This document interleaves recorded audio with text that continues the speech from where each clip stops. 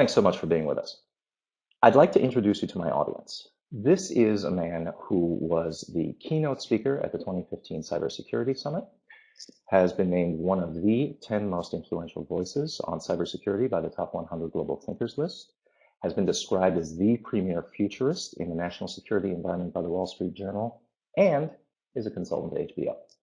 I empathize and understand that governments, intelligence agencies, and militaries the world over are not listening.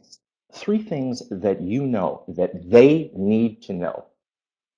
It's not what they don't know. I think the challenge is we have big organizations, so the very definition of bureaucracies when you're talking about the Pentagon or the intelligence community. So you have no single day. You've got different actors in different locations with very different levels of awareness, different time and ability to focus, different agendas. And so, you have I think one of the biggest problems in our system today is servicing the inbox. That is, you've got whatever thing is burning right now, literally a country on fire. So while you and I are talking, Syria and Iraq is in the news. And that means that we're giving short shrift to whatever long-term strategic problem may be a bigger deal in the end. The book that I did recently, Ghost Fleet, is a look at not merely the non-state counterinsurgency battles that we've been fighting over the last 10, 15 years, but it asks the question of what would a state-on-state conflict look like? What would a World War III, so to speak, look like? What is the consequences of the rivalry that we're seeing between the US and China and Russia? So we're not worried about, transnational networks of individuals. We're not worried about failed states. We're worried about hierarchical organizations, powerful states. And it's not to say that the Iraqs and Syrias aren't important. It's just a problem of how do you, how do you walk and chew gum at the same time? A second is the assumption that I think there's a big issue of technology and staying on top of technology trends. I remember speaking with senior policymakers prior to the book that I did on cybersecurity, and one of them was talking about how cybersecurity, this was a White House official, is a quote, domain for the nerds. Cybersecurity is for us all right now, including all of us in government. And if you think of it as a domain for the nerds, only for them to understand, you're going to miss out on making the important policy decisions. In 2009, you gave an enormously successful TED Talk on cybersecurity. You introduced to a broad audience the reality that robots reinforce the power of an individual against a government. How have things changed in the last 7 years? Sure. So that focus on the idea of robotics, I think a couple of things have shifted. One is the global use of it in both the military space, and then the second would be on the civilian side. So when I was speaking back then, the United States was the primary user and maker of robotic systems when it came to war. Now, at least according to research we've been doing at New America, which is a think tank that I work at, we've been able to document more than 80 different countries that are building, buying, and using military robotics. And some of them are creating them themselves. Other ones we've been able to track as a pretty vibrant global trade in it.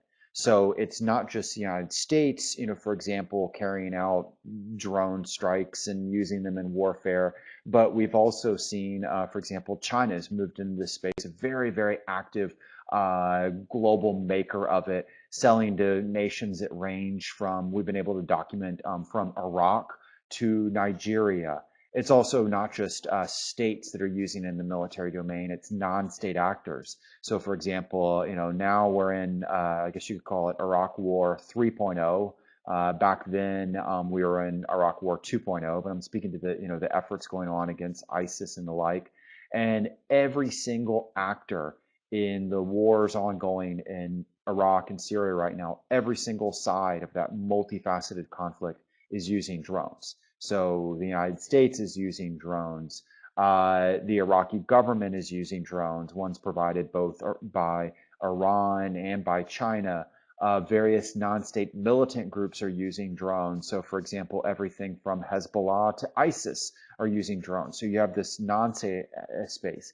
The next is, of course, the civilian side of robotics has boomed. So many of the things that were considered experimental back then, we're now seeing them move to greater and greater use.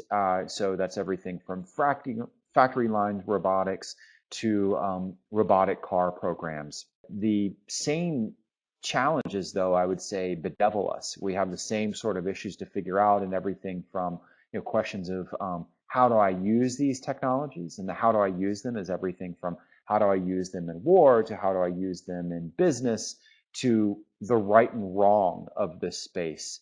The issues of not just merely what's possible, but what's proper. We still haven't worked that out, again, in every single space, from warfare to the civilian side use of it. What about the phrase war porn?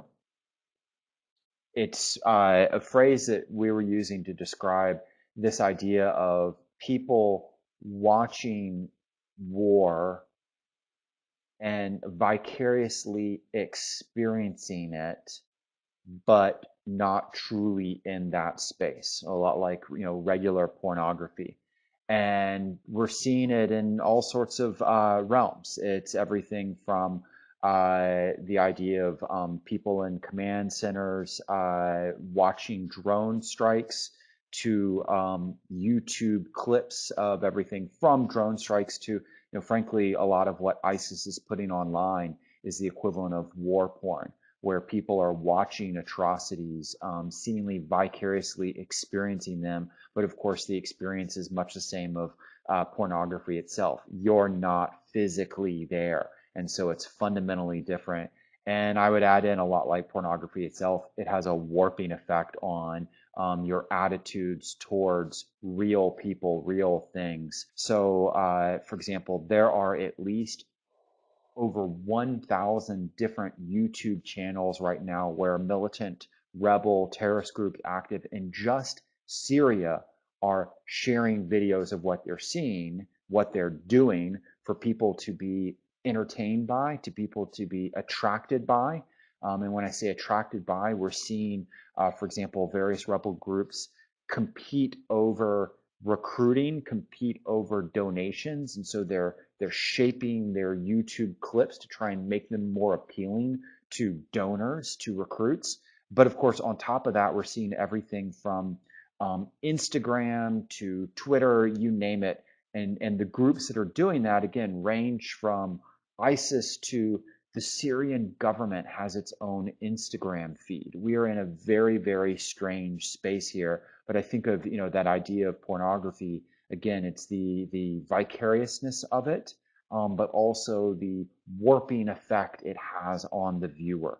And the warping effect in terms of not only their mentality, but in terms of how they think, they're experiencing something, but they're not. Thanks so much for being with us today. We've been chatting with Peter Singer, consultant, national security and cybersecurity expert, and author of Corporate Soldiers Wired for War, and most recently with August Cole, the novel Ghost Fleet. Thanks again for watching. Thanks for having me on.